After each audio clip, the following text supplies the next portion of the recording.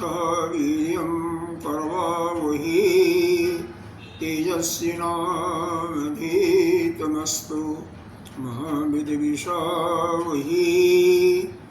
ॐ शान्तिः शान्तिः शान्तिः। शङ्करं शङ्कराचार्यं केशवं बादरायणं सूत्रभाष्यकृतौ वन्दे भगवन्तौ पुनः पुनः। ईश्वरो गुरुरात्मेति मूर्तिभेदविभागिनि व्योमवद्व्याप्तदेहाय दक्षिणामूर्तये नमः। अखण्डमण्डलाकारं व्याप्तं येन चराचरं तदपदं दर्शितं येन तस्मै श्रीगुरुवे नमः। अज्ञानतिमिरान्धस्य ज्ञानाञ्जनशलाकया चक्षुरुन्मीलितं येन तस्मै श्रीगुरुवे नमः। गुरुर्ब्रह्मा गुरुर्विष्णु गुरुर्देवो महेश्वरः गुरुर्साक्षात् परं ब्रह्म तस्मै श्रीगुरुवे नमः।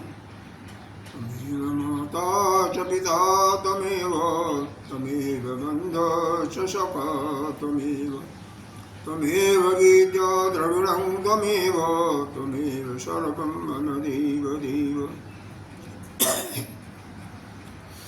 गजाननं भूतगणाधिसेवितं कपिध्वजम्बूफलचारुभक्षणम् उमासुतं शोकविनाशकारकं नमामि विघ्नेश्वरपादपङ्कजम्।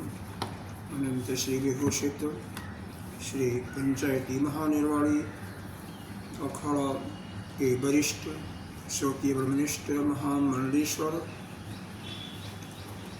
एवं उत्तर प्रदेश समाज के अध्यक्ष श्री सदगुरु भगवान के चरणों में कोटि कोटि नमन बंदन। यहाँ पर अधिष्ठाता देव ब्रह्मचारी कृष्ण चैतन्य जी सभी के अंतःकरण में विराजमान उस आत्मसिद्ध परमात्मा को नमन करते हैं। 10वें श्लोक से पाठ करते हैं। एतद्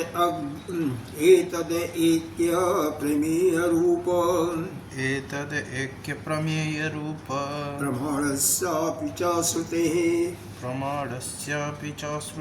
सम्बन्धः कथ्यते सद्भिः बोधबोधकलक्षणः ब्रह्म आत्म एकत्व विज्ञानम् सन्तः प्राहुः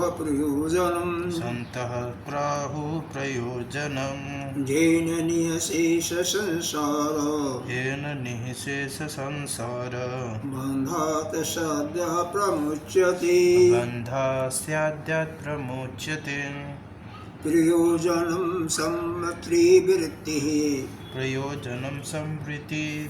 है कि वृत्ति है लिखा हुआ क्या लिखा? कितने नंबर श्लोक है? 12वां। प्रयोजनम प्रवृत्ति होनी चाहिए।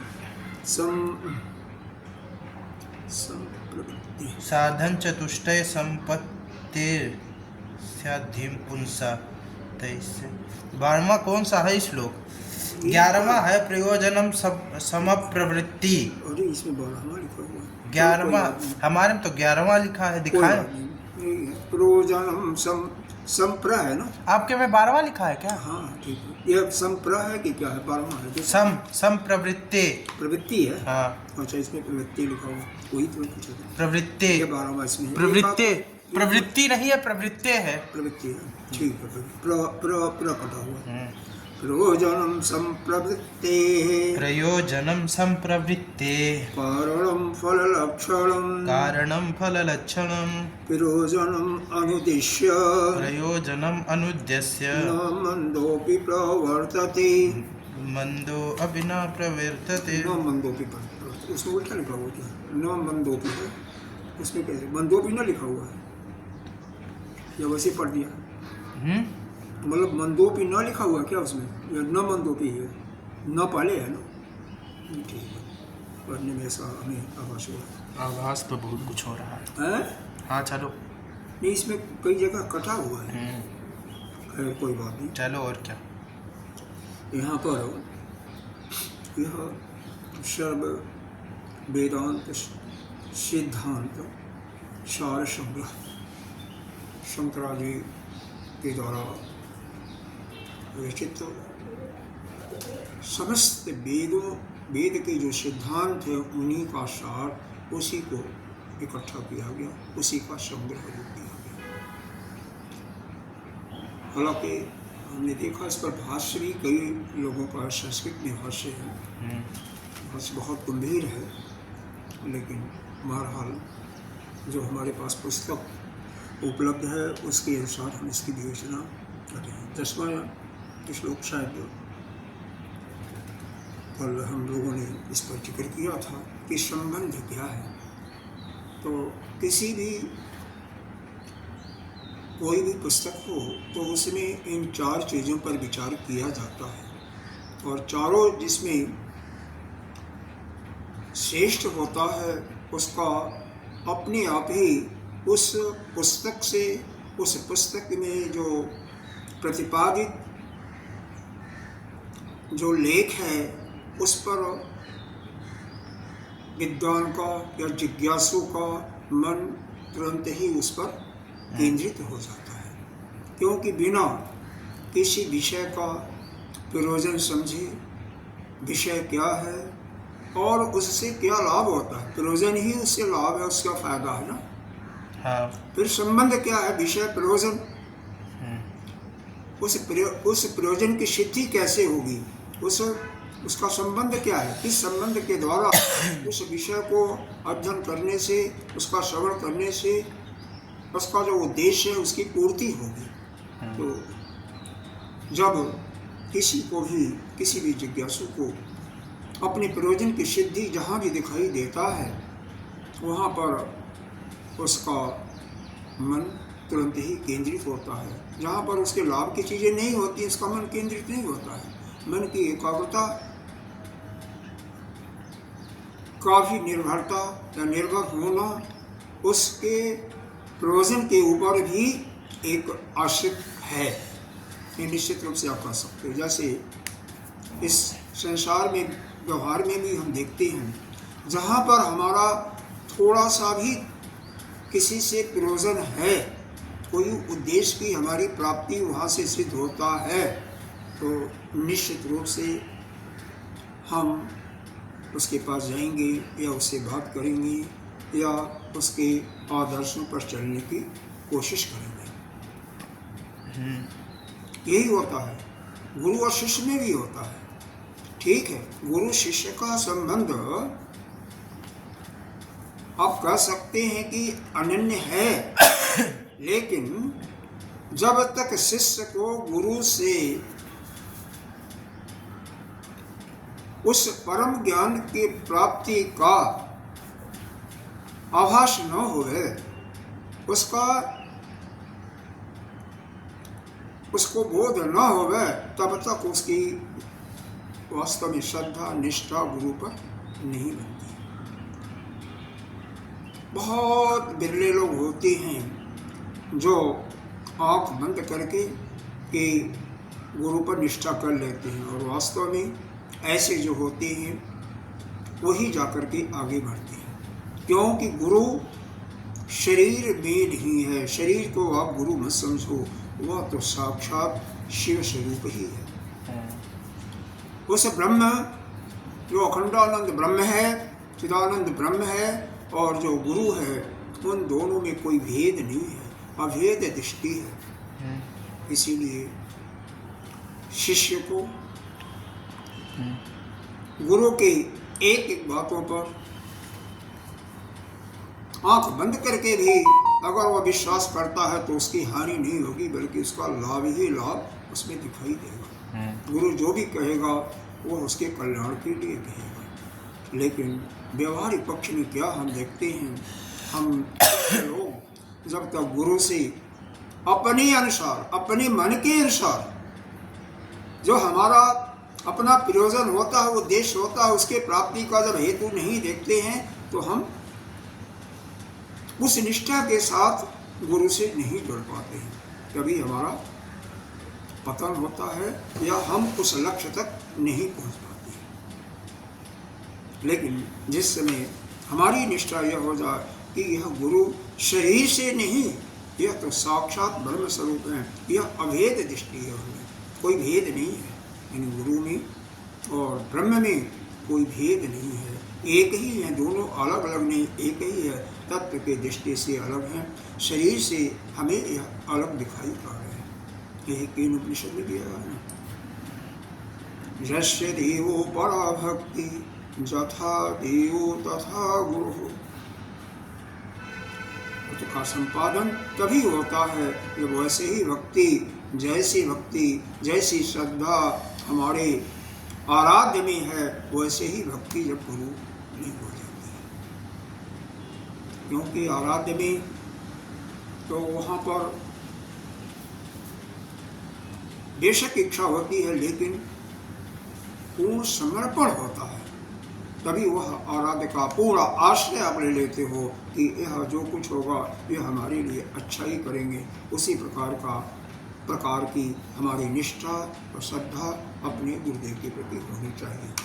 तो यही यहाँ पर वर्णन करते हुए बताया गया है इसमें कि संबंध क्या है, क्योंकि अपना उद्देश्य जो है, अपना जो प्रयोजन है, प्रयोजन क्या है, यहाँ पर मुक्ति, मोक्ष की प्राप्ति। विषय क्या है, जीव और ब्रह्म का एकत्व। तो जीव का जैसे ही ब्रह्म में एकत्व हो जाता, और एकत्व कब होगा, जब उसको ब्रह्म विद्या की प्राप्ति होगी, और जब ब्रह्म विद्या की प्राप्ति हो जाएगी, यानी उसको ब्रह्माकार वृत्ति उसके अंदर बन जाएगी, तो स्वभावतः ऑटोमेटिक वह जो है उसका अंतःकरण में वह प्रज्ञा प्रज्वलित हो जाएगी, ज्ञान की ज्वाला प्रज्वलित हो जाएगी, और फिर उसके सारे कलुषित नष्ट होकर के उसका इस संसार के आवागमन से मुक्ति हो जाएगी। इसमें कोई संदेह नहीं है। तो यहाँ पर बदला क्यों पड़ एक अप्रमेयस्य, मतलब जीव ब्रह्म की जो एकता रूप जो प्रमेय है, जैसा कि श्रुति ने बताया हुआ है, प्रमाण श्रुति का प्रमाण है, जैसा स अश्य अपि श्रुति, जैसा कि श्रुति ने बताया हुआ, संबंध कथते सद्विद्धि बोधक लक्षण। तो यहाँ पर उसी के अनुसार इसका संबंध बताया गया, बोध और बोधक, प्रतिपादक भी कर सकते हैं, लेकिन यहाँ पर हमारे आदिगुरु शंकराचार्य ने क्या बताया, बोध और बोधक। बोध बोधक का मतलब क्या है, सुनते सुनते श्रवण करते करते वो हमें बोध हो जाए।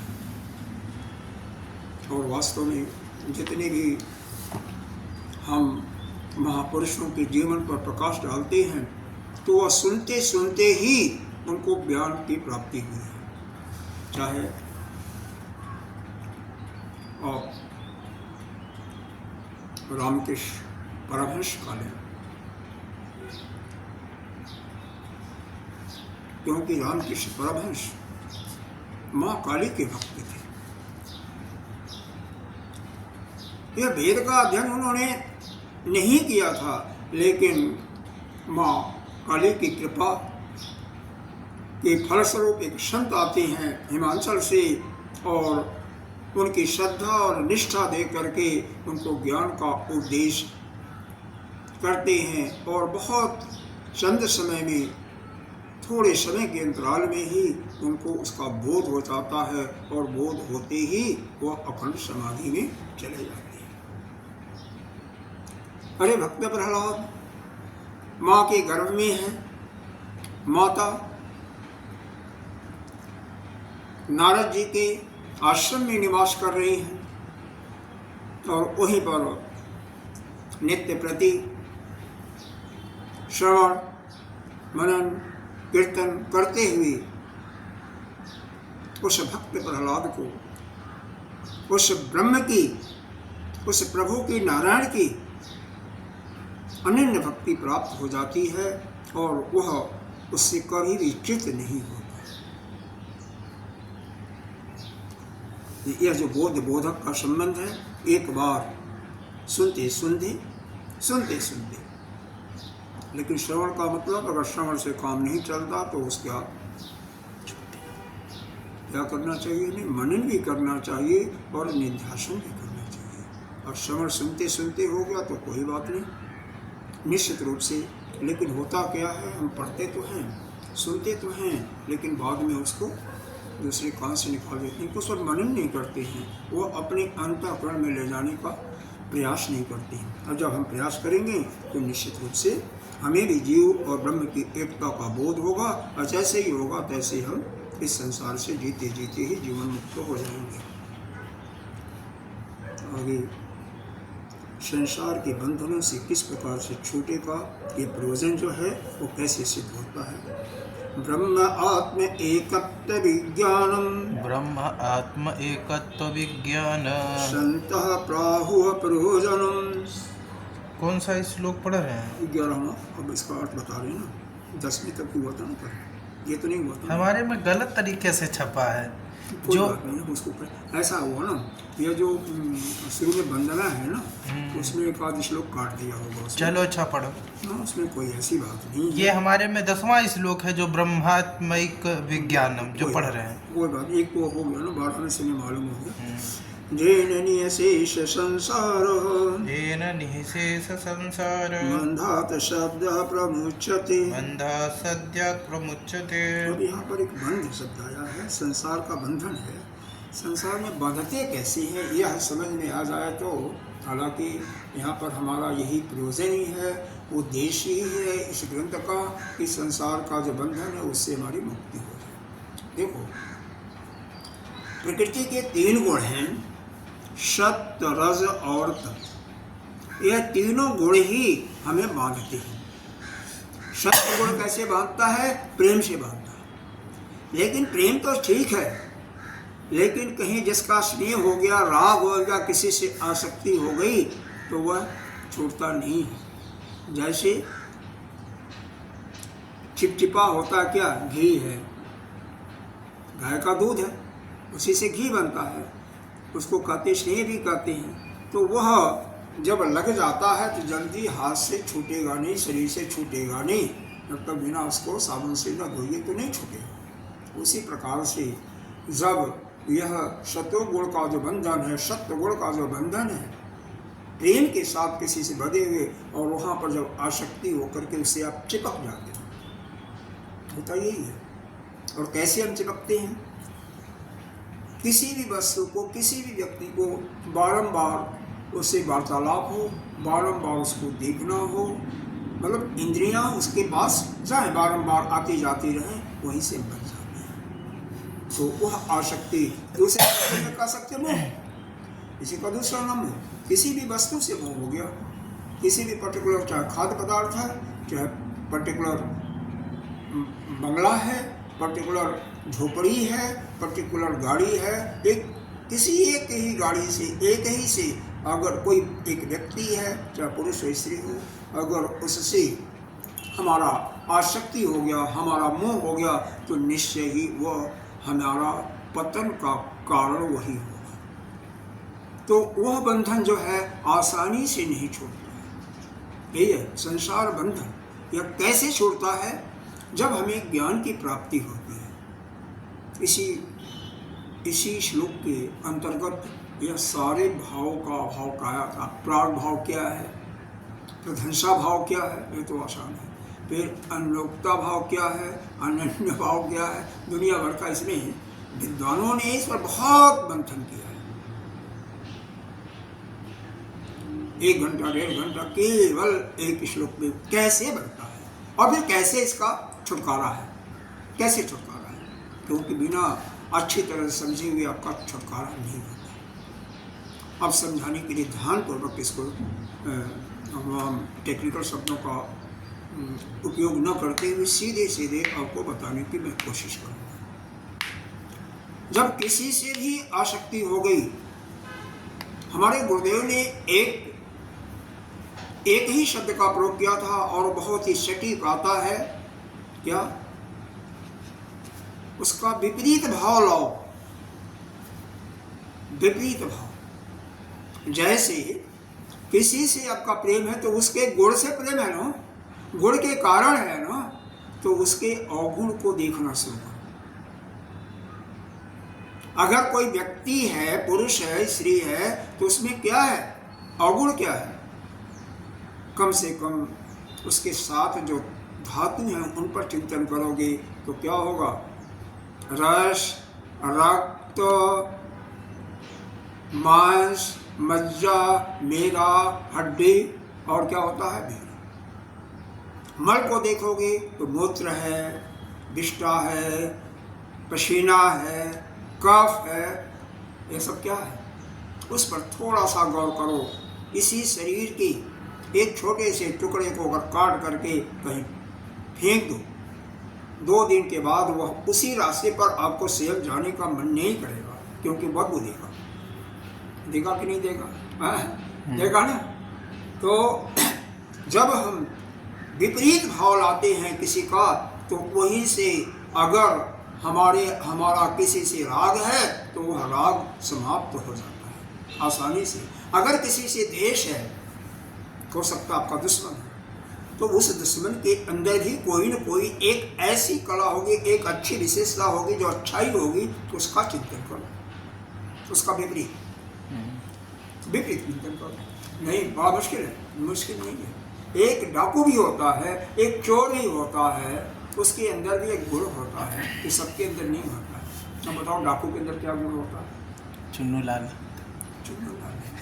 डाकू के अंदर विशेष गुण है कि आगे कोई भी आए सबको मार देगा वो। हाँ, उसका आत्मबल बढ़ा होता है, उसका लक्ष्य जो है वो पूरा करे, पूरा लक्ष्य। ऐसे चोर का वहाँ पर एकाग्रता ऐसी होती है, दृष्टि ऐसी व्यापक कर लेता है, तो अपने काम में सक्सेसफुल हो जाता है। तो उसको उसके एकाग्रता या उसके उस आत्मबल का जो उसके अंदर आत्मबल है, उस पर चिंतन करते करते उससे देश भी आपका समाप्त हो जाएगा। क्योंकि हो सकता है आपके अंदर वह आत्मबल इतनी न हो, उतनी एकाग्रता, कंसंट्रेशन आपके अंदर न हो, तो वह कंसंट्रेशन आपके अंदर उसी के माध्यम से जब आएगा, तो उसका प्रति जो देश था वह आपके लिए हितकारी हो जाएगा। यानी आपका देश, उससे देश की भावना थी, उससे आप निवृत्त हो जाओगे। इस प्रकार से राग और देश, इसका टेक्निकल एक शब्द है, मुझे कहते हैं प्रतिपक्ष भाव। प्रतिपक्ष, प्रति माने उल्टा, पक्ष, प्रतिपक्ष भाव लाओ और साधारण रूप से समझने में विपरीत भाव लाओ। तो प्रतिपक्ष भाव को लेकर के आप अपने राग या देश को किसी भी, चाहे वस्तु से हो, चाहे व्यक्ति यानी पुरुष से हो, या किसी स्थान से हो, उससे आपकी निवृत्ति हो सकती है और उससे आप अलग हो सकते हैं। तो यहाँ पर यह संसार का बंधन पहला बताया गया सत्वगुण का। दूसरा रजोगुणी। अगर आपके अंदर रजोगुण है तो कैसे होगा?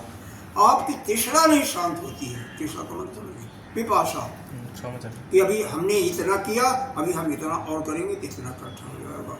तो उस तृष्णा रूपी को भी शांत करके, यह अगर हमें उस ज्ञान की शरण लेते हैं कि इस संसार में ब्रह्म के अतिरिक्त तो कुछ ही नहीं है, तो किस चीज को इकट्ठा करें? अरे उसमें ब्रह्म ही देखो ना। और नहीं, मान लो वो भी नहीं देख रहे हो, तो यह देखो कि जो इकट्ठा करोगे वो आज तो कल नहीं रहेगा। व्यवहार के दृष्टि से उसको देख रहे हो तो आज तो है, लेकिन कल वो नहीं रहेगा, कल तो वो नष्ट हो जाएगा या आप ही चलेगा, तो फिर उसका क्या प्रयोजन? तमोगुण वाले उसको निद्रा में, आलस्य में, प्रमाद में बिता देते हैं। तो इस प्रकार से यह तीनों गुण आपको जो बांधने वाले हैं, प्रकृति जो बांधती है, उस तीनों गुणों का अध्ययन करके उन गुणों से ऊपर उठ जाओ, यानी गुणातीत हो जाओ। तमोगुण को पहले रजोगुण में परिवर्तित करो, रजोगुण को सत्वगुण में, और सत्वगुण से फिर आप ऊपर उठ जाओ। जैसे एक बालक है जिसका पढ़ने वाला बालक है और 10 साल का है, पढ़ने में मन नहीं लगता, ज़्यादा सोने में मन लगता है, लथार्जी बना है, तमोगुणी है। तो क्या करो, उसको उठा करके दौड़ा दो।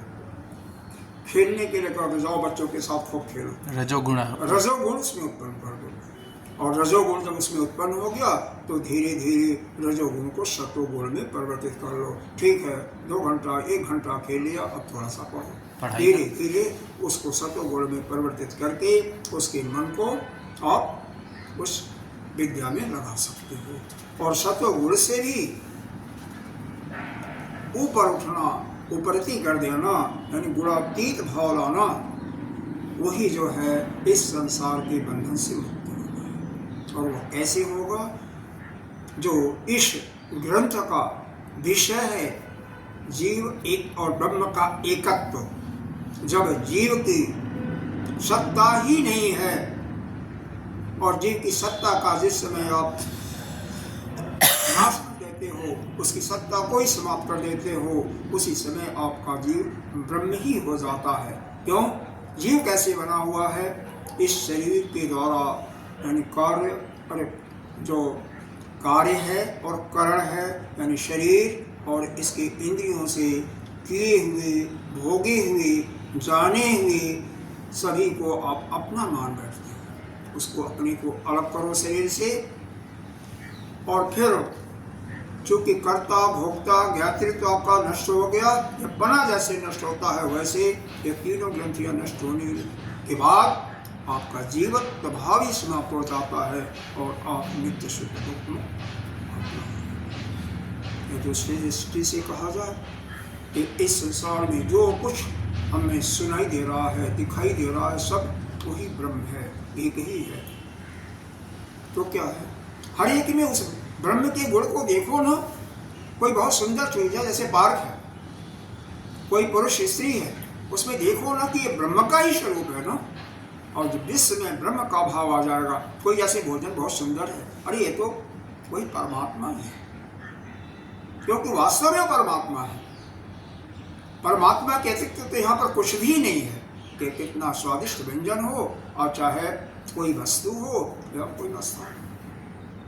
तो जिस समय हर एक, चाहे वस्तु हो, चाहे मनुष्य हो, स्थान हो, सबके अंतर्गत हम वो हमारी दृष्टि वो ब्रह्म ही दृष्टि, ब्रह्म की ही दृष्टि आ जाएगी कि वो ब्रह्म ही वहाँ पर है, उसके अतिरिक्त कोई नहीं है।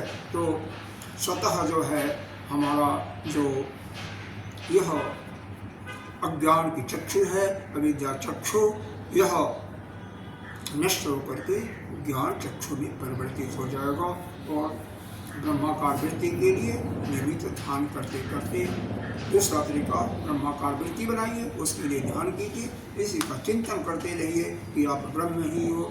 ब्रह्म के किसी महावाक्य जो हमारे उपनिषदों में कहा गया है, अहम ब्रह्मास्मि या तत्त्वमसि या अयम आत्मा ब्रह्म या प्रज्ञानम ब्रह्म का किसी एक का चिंतन करते रहिए। अपने आप ही चिंतन करते करते ब्रह्माकार वृत्ति बनेगी, जिससे वह ब्रह्म विद्या प्रकट होगी। ब्रह्माकार वृत्ति बनने से वह ज्वाला ज्ञान की जगेगी और आपका सारा कल्मश नष्ट होगा। क्यों ऐसा होता है? इस पर विचार करें, क्यों होता है ऐसा? ये देखो, श्रुति माँ ने एक शब्द बोला है, एक वाक्य, ब्रह्मविद ब्रह्म ही होती। जो ब्रह्म को जानने वाला ब्रह्म ही हो जाता है। कैसे ब्रह्म को जानोगे? जब बार बार उसका चिंतन करोगे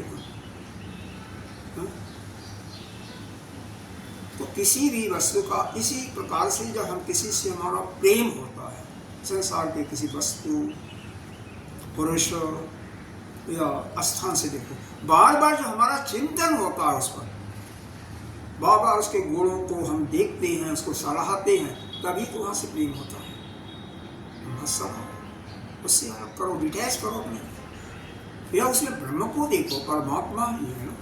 परमात्मा के तो कुछ ही नहीं है।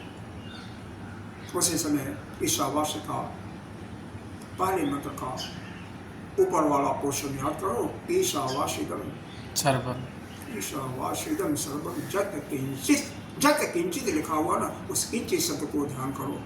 जगत किंचित, वहाँ पर वह कोई भी स्थान को खाली नहीं छोड़ा, वह परमात्मा। जब सबको परमात्मा ही देखोगे तो फिर किसका, वही आपको समस्या ही आपका वहीं पर ध्वंस हो जाएगी।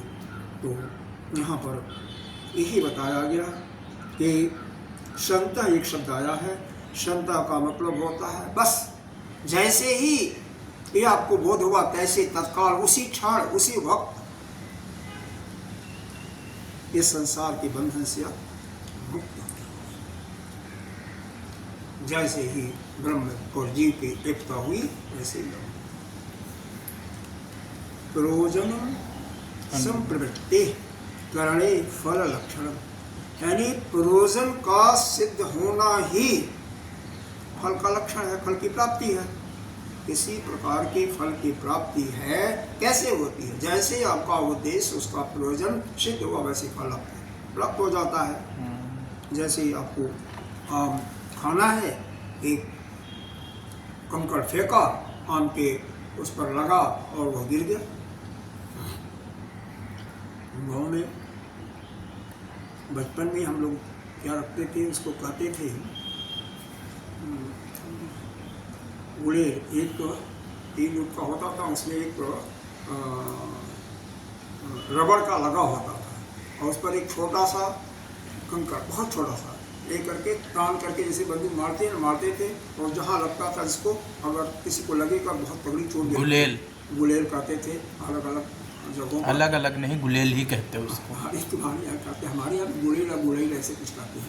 तो उसको लगता था हमने, वो गिर जाता था, निशाना जिसका पक्का होता। हम लोग बंदर भगाते थे, बंदर भी भगाते थे, सब कुछ करते थे। चोरों को भी मारते थे। चोरों को मारने के लिए थोड़ा सा बाद में वो आए, ऐसे ही लकड़ी काटते थे जिसमें 2 ऐसे होती थी पेड़ से लाकर, फिर उसमें साइकिल का ट्यूब नहीं होता था जो वो बांधते थे, वही बांधा जाता है, वो खिंचाव उसका बढ़िया बनता है। तो मतलब बहुत कुछ होता है। तो यह सब कुछ क्या है? प्रयोजन संप्रवृत्ति, किसी प्रकार के फल की प्राप्ति। जब प्रयोजन सिद्ध हो जाता है तो फल की प्राप्ति हो जाती है, उसमें कोई बात ही नहीं है। तभी लोगों की किसी काम में प्रवृत्ति होती है। बिना किसी प्रयोजन के हमारा मन किसी कार्य में नहीं लगता है। क्यों नहीं लगता है? हम लोग इस चीज़ के आदी बन गए हैं। क्या हमें कुछ क्या मिलेगा, अमुक काम करने से हमें क्या मिलेगा, यह ऐसा हमारे मन की प्रवृत्ति जो बन गई है। जिसको भी देखें सबके अंदर यही होता है। ये वो सत्संग सुनने के लिए वो लोग क्या कहते हैं, ये सत्संग सुनने से मैं क्या लाभ होगा? आप बैठ करके अपना एंजॉय करो, गाना सुनो, टीवी चल रहा बढ़िया बढ़िया, क्या हेमलता और क्या क्या क्या क्या लता मंगेशकर इत्यादि का बढ़िया बढ़िया गाना सुनो, भजन सुनो, मूवी देखो, क्या जरूरत है? मूवी देखो। हाँ, रोजाना मंदिर न मंदो की बढ़ती कह रहे हैं। मंद बुद्धि वाले का भी बिना कुछ प्रयोजन सिद्ध होता नहीं दिखाई देता, तो उसका भी मन है भाई, बिना किसी उद्देश्य के, बिना किसी कुछ चीज की प्राप्ति के एक मंद बुद्धि का भी मन नहीं लगता। अरे देखो, ब्रह्मा जी जब उत्पन्न होते हैं कहाँ पर, जैसा कि पुराणों में गाथा गई हुई है कि कमल के फूल पर वह पंखुड़ियों पर बैठ जाती है। कहाँ से? विष्णु भगवान के नाभि से निकलता है। जब ब्रह्मा विष्णु में ब्रह्मा जी जाते हैं नीचे कि भाई कहाँ से यह कमल आया, तो वहाँ पर ब्रह्मा जी कहते हैं मैं पहले उत्पन्न हुआ, विष्णु जी कहते हैं एक दूसरे में तो किसका पिता कौन है। जब इस बात पर बहसबाजी चलती है तो यह होता ठीक है, एक ऊपर जाए और एक नीचे जाए, और जो इस सत्य को पता लगा लेगा उसका अंतिम छोर क्या है वही माना जाएगा सबसे आदि वाला। विष्णु जाते हैं नीचे, वह तो कोई और छोर को पाते नहीं हैं। ब्रह्मा जी ऊपर जाते हैं तो उन्होंने सहारा लेता है लिया 2 चीज़ों का, और वह सहारा लेने में क्या किया? क्या किया? सहारा लेने में क्या किया? उसको भी झूठ बोलने के कारण उसका साझीदार बनाया। भाई किसी को साझीदार बनाने के लिए किसी काम करवाने के उद्देश्य से कुछ देना पड़ता है। यही दाम की नीति वहाँ पर भी आती है जब यज्ञ करते हैं ना, तो उसमें ये जो इत्यादि जो कीड़े मकोड़े होते हैं उनको क्या कहते हैं, वो पर्टिकुलर नाम है उसका कुछ, उसके हिस्सा में जो यज्ञ में बाहर गिरता है उसको हिस्सा दिया जाता है। इसीलिए क्योंकि वही छोटा सा कीड़ा जो है भगवान विष्णु जब विश्राम कर रहे थे और उनका धनुष के तार को काटने के लिए देवताओं ने प्रार्थना किया था और वहाँ पर हिस्सा दे करके ही उसने जाकर के काटा था और भगवान विष्णु का गला कटा था। और फिर वहाँ पर भगवान शिव की कृपा से या उस ब्रह्म की कृपा से ही वहाँ पर एक घोड़े का सिर लगाया गया था और वहाँ पर हयग्रीव भगवान की उत्पत्ति हुई थी। तो इस संसार का शुरू से कहीं देख लो, छोटे से छोटे रहे, छोटे से छोटा काम हो, बड़ा से बड़ा काम हो, यह देने लेने का हर जगह चलता। अरे दफ्तर में तो बिना किसी के दिए लिए कुछ कोई फाइल नहीं मूव होती है। उसी प्रकार से यह पशु पक्षी तक भी यही होता आ रहा है। भाई हमारा क्या, हमें क्या मिलना है? हर एक चाहता है कि अमुक कार्य करके मेरा क्या सिद्धि होगी, मेरी क्या सिद्धि होगी, मेरे को क्या मिलेगा। तो किसी चीज को प्रयोजन अगर सिद्ध होना नहीं दिखाई देता है तो मंद से मंद बुद्धि वाला भी पुरुष या कोई पशु पक्षी इत्यादि हो, वह भी कर्म नहीं करता, मन नहीं लगता किसी काम को करने में। तो इसलिए प्रयोजन की सिद्धि के साथ ही जब सिद्धि दिखाई देती है तभी उसको फल की प्राप्ति होती है, तभी उस प्रयोजन को करने के लिए वो कर्म करता है, बिना उसके नहीं करता। अगर जिसको ये मालूम हो जाए कि अंदर बैठ, मालूम तो सबको है, हम सबको मालूम है, लेकिन यह मालूम हो जाए जिस समय हमारा यह आत्मिक बोध हो जाएगा, जीव और ब्रह्म का एकत्व हो जाएगा, वो उसी समय हम मुक्त हो जाएंगे। अगर यह अंतःकरण में पक्का जिस समय बैठ गया, उसी समय आप पूरी शक्ति के साथ सब कुछ संसार को छोड़ करके केवल उसी में लग जाओगे। बाकी चीज़ों का चिंतन ही छोड़ दोगे, संसार का चिंतन छूट जाएगा और केवल ब्रह्म का चिंतन करते करते आपका वो बोध हो गया। शरीर से नाता तोड़ दोगे, शरीर के द्वारा बने हुए संबंधों से आप अलग हो जाओगे, शरीर के द्वारा किए हुए कर्म को अपना नहीं समझोगे, इसके भोगों को द्वारा अपने भोग नहीं समझोगे। उसी समय आप जीते जीते ही मुक्त हो जाओगे, क्योंकि जीवत्व भाव आपका समाप्त। मुश्किल क्या, कुछ नहीं है, लेकिन करना, पक्का होना। इसीलिए पक्का होने के लिए ही कहते हैं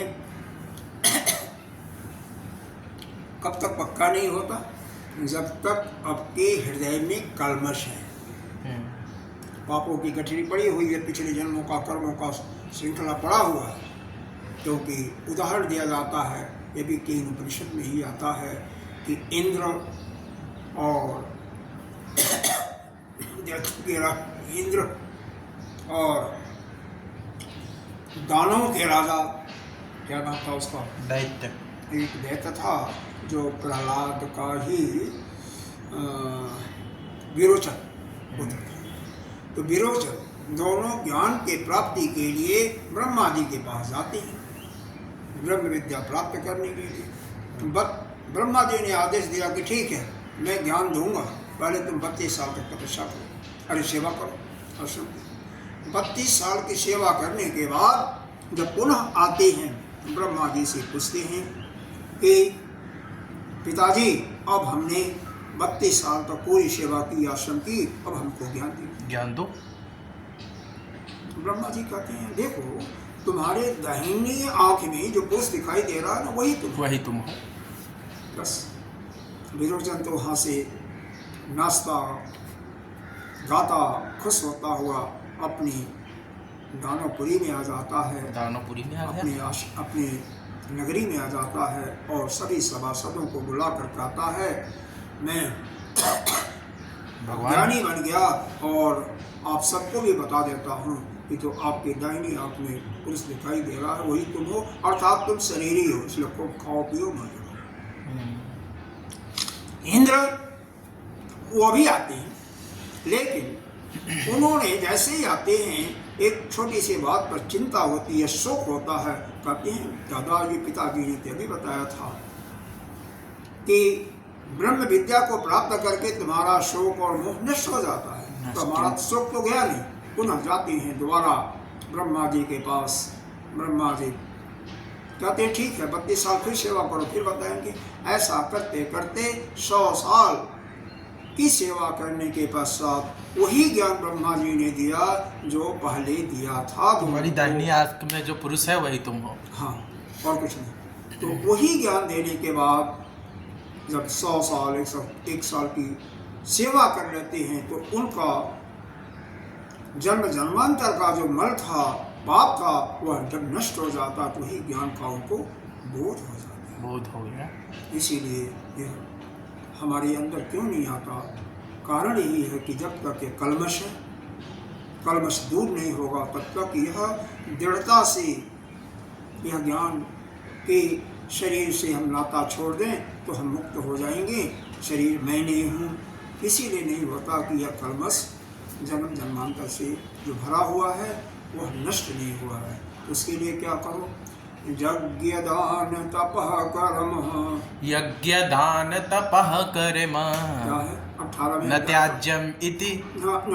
यज्ञ दान तपः कर्म त्याज्यम कार्यमेव तथा। त्याज्यम न त्याज्यम कार्यमेव ततः। यज्ञोदान तपस्यैव पावनानि मनीषः। पावनानि मनीषः। यज्ञ दान और तप, ये तीनों कर्म हमें तब तक त्यागना नहीं चाहिए। कब तक? काल में तक, पूरे जीवन भर करते रहना चाहिए। क्यों? पावनानि मनीषः। मनीषणी मतलब विद्वान लोग कहते हैं कि यह आपको पवित्र कर देते हैं। अगर बिना किसी इच्छा के करते रहते हो तो यज्ञ दान तप आपके अंतःकरण को शुद्ध कर देते हैं, अर्थात आपके जो जन्म जन्मांतर के कलविश हैं, पाप हैं, उनको नष्ट कर देते हैं। और जब वह इसीलिए बिना किसी प्रयोजन के, बिना किसी उद्देश्य के हमें यह सब काम करते रहना चाहिए।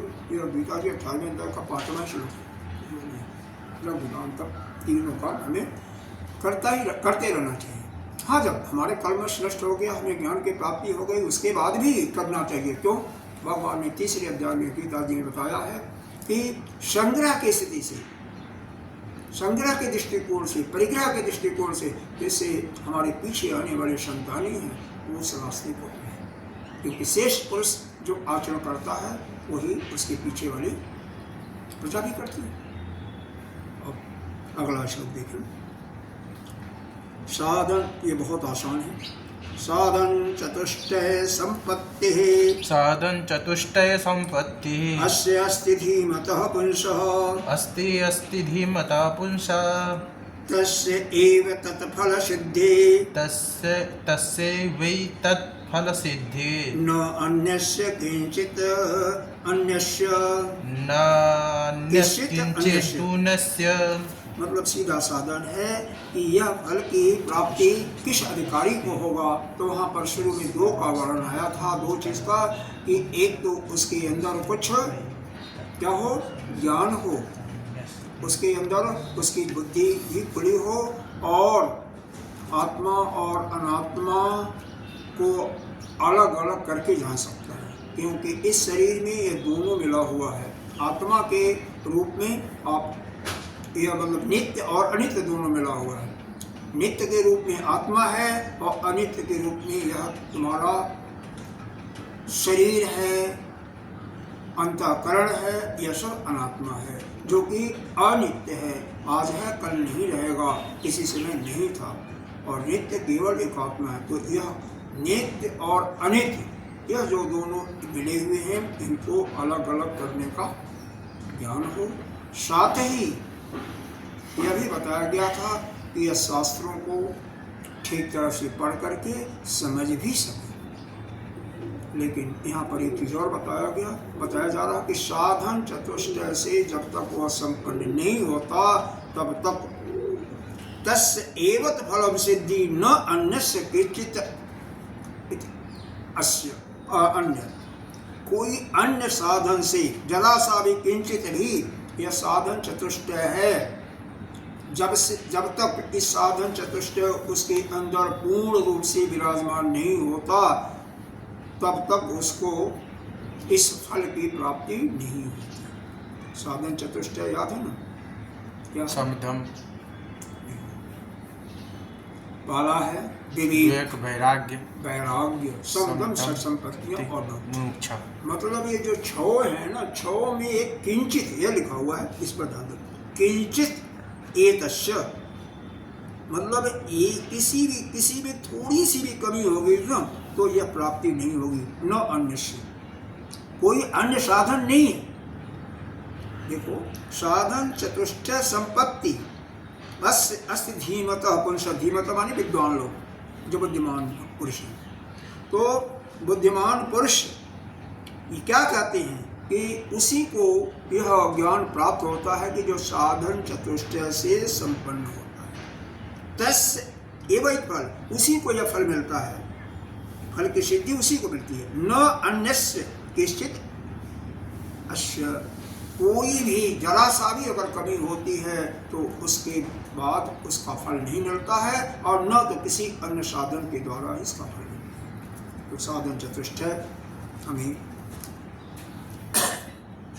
अपने अंदर उसके गुणों को लाना चाहिए। आगे वह साधन चतुष्टय के बारे में ही बात की जा रही है। क्या है? चत्वारि साधन अन्यत्र, आप भी अकेले क्यों पढ़ा? चत्वारि साधन अन्यत्र वदन्ति परमर्षयः मुक्तयो शान्त सद्भावे, मुक्तिरेषां तु सद्भावे, न अभावे सिद्ध्यति ध्रुवम्, न भावे सिद्ध्यति ध्रुवम्।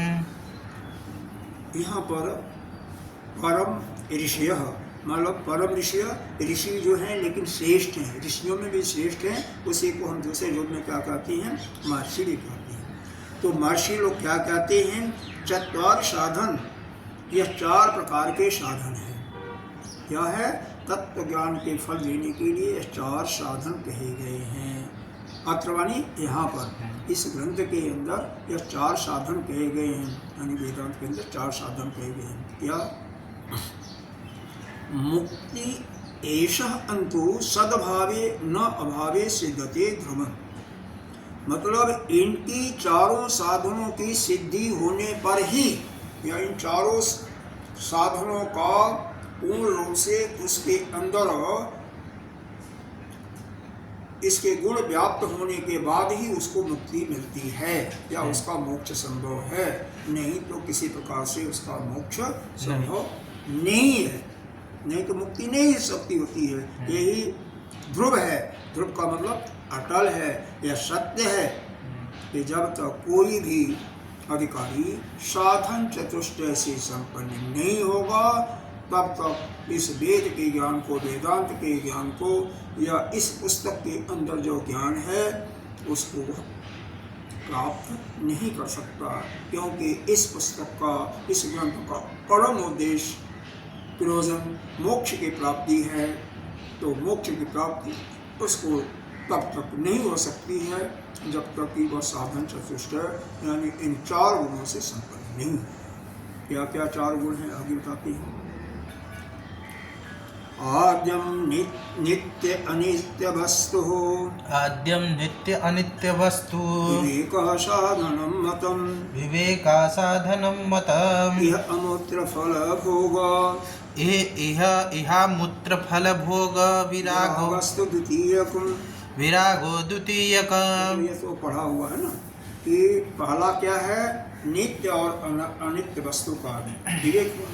नित्य क्या है? इस सृष्टि में जो नित्य है वह एक ही है, वही परमात्मा है, वो ब्रह्म है। अनित्य क्या है, उसके अतिरिक्त जो कुछ है सब अनित्य। मतलब उस ब्रह्म के अतिरिक्त जो कुछ हमारे इंद्रियों से दिखाई दे रहा है, सुनाई दे रहा है, महसूस हो रहा है, वह सब क्या है, अनित्य है। अनित्य। तो इन दोनों का ही ज्ञान होना ही विवेक कहलाता है। यह पहला साधन चतुष्ट है, पहला साधन। दूसरा है यह अमुत्र फल भोग विरागस द्वितीयकम। इस लोक की और अमुत्र माने इससे अलग, यानी शरीर छोड़ने के बाद जो स्वर्गलोक जिसको कहते हो, तो इस लोक स्वर्गलोक और स्वर्गलोक या परलोक से बिल्कुल वैराग्य हो जाना, उसके किसी भी भोग की इच्छा न होना, किसी को वैराग्य। जितने भी भोग हैं किसी भी इंद्रिय से भोगे जाते हैं, चाहे वह नेत्र से, चाहे वह, भाई देखो कान भी इंद्रिय से उसको भी भोजन किया जाता है, करते हो नहीं करते? अरे गाना सुनते हैं, बढ़िया बढ़िया भजन सुनते हैं, वही भोग है, वह भी हमारा एक भोजन है। तो जितनी भी हमारी इंद्रियां हैं उनसे जो भी भोग भोगे जाते हैं उससे पूरा वैराग्य हो जाता है। न केवल श्रोतेंद्रिय, रसेंद्रिय या नेत्र भी, तो किसी का नेत्र नहीं होगा कि अच्छे चीज़ों को देख करके वो उसका मन बार बार देखने की ना करे, लेकिन उससे पूरा वैराग्य। कुछ भी नहीं, न कि श्लोक की, बल्कि शरीर को छोड़ने के बाद जो पाने की इच्छा होती है, श्लोक अच्छा भोग करने, उसकी भी कामना बिल्कुल समाप्त हो जाए। ये दूसरा इसका गुण है, जिसको हम कहते हैं यही स्वरूप भोगे स्विच्छा राहित्यम। ये दो चीजें हो गया। पहला क्या हो गया, विवेक, और दूसरा वैराग्य। विवेक का मतलब नित्य और अनित्य वस्तु का ज्ञान, दोनों में अंतर पहचान लेना। दोनों मिली हुई है, जैसे शरीर में नित्य वस्तु भी मिली हुई है, अनित्य वस्तु। अनित्य वस्तु के रूप में हमारा शरीर है, अंतःकरण है, और नित्य वस्तु के रूप में हमारा आत्मा है। तो इन दोनों को अलग अलग अच्छी प्रकार से जान लेना ही यह विवेक है। वैराग्य किसी भी इंद्रिय के माध्यम से या मन के माध्यम से इस लोक या परलोक की भोग की कामना मिटा देना, या भोग की कामना न करना, भोग की इच्छा न करना ही वैराग्य है। तीसरा देखिए, समाधि खटक संपत्ति है। समाधि खटक संपत्ति तृतीयं साधनं मतम्। तृतीयं साधनं मतम्। तुरीयन्तु मुमुक्षुत्वं। तुरीयन्तु मुमुक्षुत्वं। साधनं शास्त्रसम्मतम्। साधनं शास्त्रसम्मतम्। यहाँ पर तुरीयन्तु है। तुरीयन्तु का मतलब चौथा होता है। मुमुक्षुत्व मतलब मोक्ष की भावना, और कोई तो नहीं आ रहा है। समाधि खटक संपत्ति आया है, इनका वर्णन अलग अलग से बाद में बताएंगे, लेकिन अभी केवल नाम ही गिना देते हैं। समाधि खटक संपत्ति के अंदर 6 चीज़ें होता, शायद कल पर चर्चा हुई थी और किसी दिन। सम, दम, उपरति, तितिक्षा, श्रद्धा और समाधान, ये 6 चीज़ें होती हैं समाधि खटक संपत्ति। मन का निग्रह सम कहलाता है, इंद्रियों का निग्रह दम कहलाता है। इससे ऊपर उड़ जाना प्रति हो गई। इसके अंदर सम दम का पालन करने में जो कष्ट होता है उसको सहना, वही कहलाता है क्या, तितिक्षा। श्रद्धा कहलाता है गुरु शास्त्र शिवाकेशु सत्यबुद्ध अवधार है, वो हो गया अवधारण, वो हो गया। और समाधान उस परमात्मा से एकत्व कर देना या उसमें एकाग्रता पूर्ण ला देना, वही समाधान हो गया। तो इस प्रकार से यह 6 संपत्तियाँ हो गई। इसको कहते हैं समाधि खटक संपत्ति। चौथी संपत्ति क्या है, तुरीयंतो मुमुक्षुत्वम। तुरीयंतम का मतलब हुआ जो चौथा है, क्या है, मुमुक्षुत्व। सभी शास्त्रों के अनुसार, सभी शास्त्र इस मत पर सबका एक ही राह है कि चौथा साधन जो है, सब कुछ हो लेकिन उसको मोक्ष की इच्छा नहीं हो तो कैसे हो। मान लो बहुत बढ़िया खाना बना हुआ 56 प्रकार का, आपको खाने की इच्छा ना हो तो सब बेकार है। अरे भाई पेट में कोई भी बात आपका इच्छा ही ना करे, मन ही ना करे खाने की, तो सब बेकार हो गया ना। उसी प्रकार से यह सब कुछ गुण होने के बावजूद भी अगर आपके अंदर मोक्ष प्राप्त करने की इच्छा ही नहीं है, कोई चाह ही नहीं हो, सब बेकार हो गया। तो मोक्ष प्राप्त करने की तीव्र उत्कंठा भी, इच्छा भी होनी चाहिए, यह चाहता है। अब आइए आगे क्या है।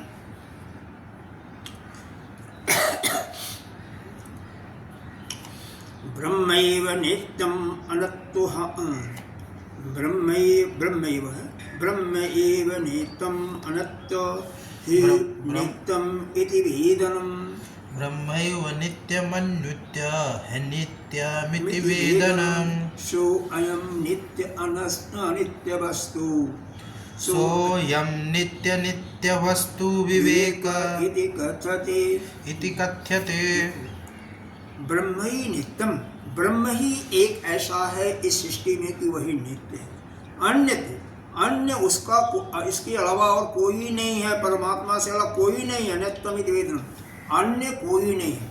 मतलब सीधा साफ वाले ही लाइन में बोल दिया कि नित्य केवल एक ब्रह्म ही है, उससे भिन्न, उससे अलग कोई और वस्तु अनित्य है ही, अनित्य है ही नहीं। तो इसका मतलब क्या हो गया? परमात्मा ही एक नित्य है और उससे अलग जितना भी सब अनित्य हो गया, बस सीधा साधा हो गया। सो नित्यम नित्य वस्तु, इसी को हम कहते हैं नित्य और अनित्य वस्तु का विवेक। जो पहला आपको परिभाषा बताया और पहला जो साधन चतुष्टय में गुण बताया गया था विवेक, तो ये विवेक की परिभाषा है कि नित्य और अनित्य वस्तु का ज्ञान होना ही विवेक कहते हैं।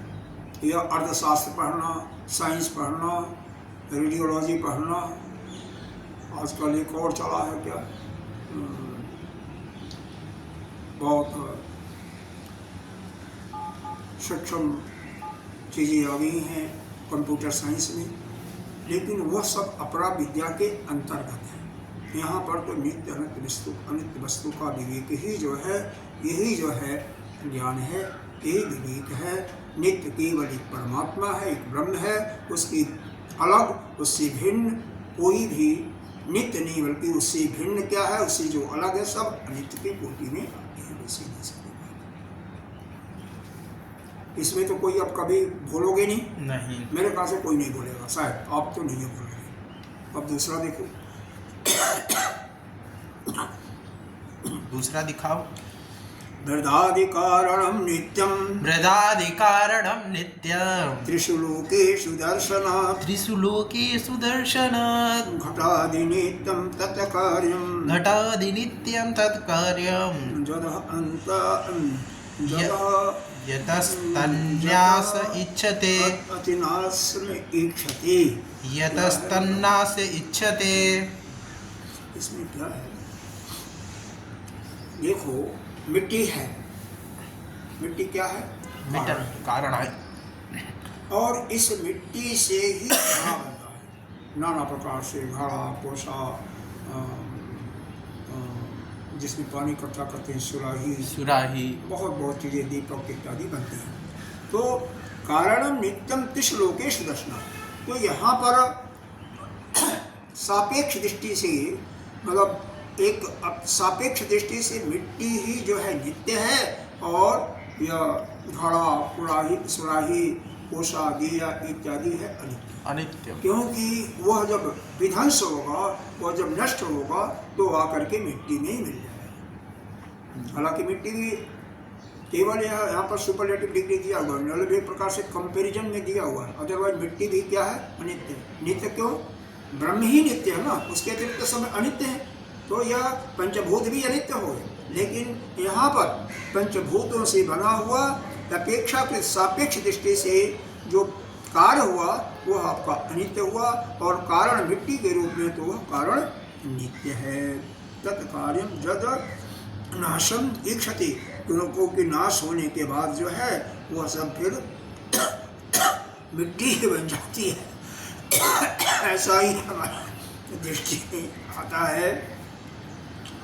जद तत् नाशम इक्षति, ऐसे होगा, जद तत् नाशम इक्षति, नाश होता है उसका, क्योंकि उस घड़े का, कुराही का, दीपक का इत्यादि का दिए का नाश हो जाता है तो मिट्टी ही दिखाई देता है, मिट्टी में ही परिवर्तित हो जाता है।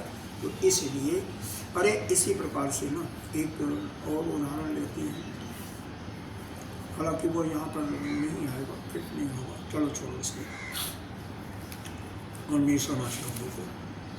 समय तो हो गया मेरे पास से पूरा पूरा हो गया, पूरा हो गया और ज़्यादा ही हो गया इसमें। चलो पूर्णमदः पूर्णमिदं पूर्णात्